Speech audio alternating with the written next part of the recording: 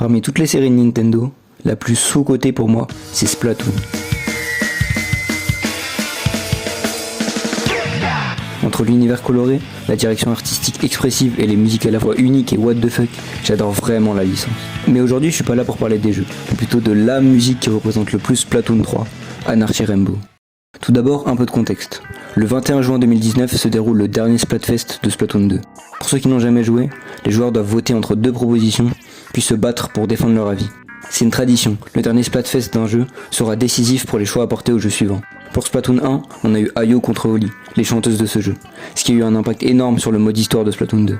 Dans ce dernier, on a eu Chaos contre Ordre. Et le gagnant, ça a été le Chaos.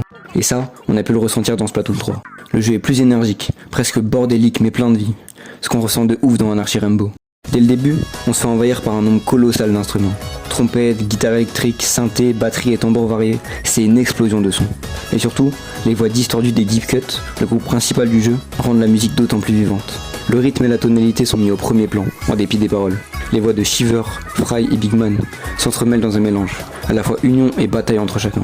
Ça en fait une musique universelle, compréhensible par tous. On ressent assez vite des inspirations japonaises et américo-latines, notamment la samba brésilienne et l'odori, une danse traditionnelle japonaise.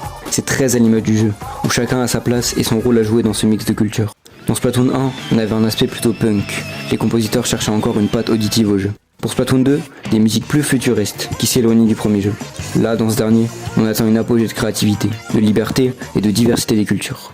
Une info incroyable, c'est que le compositeur a passé plus de 6 semaines à composer la chanson, et c'est pour ça qu'elle est aussi exceptionnelle. Cette musique a un rôle ultra important pour le jeu.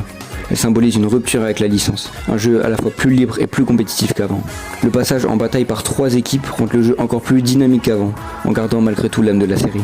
Donc, si vous n'avez jamais joué au jeu, pensez à lui laisser une chance. Vous serez peut-être séduit par un univers magnifique et débordant de vie.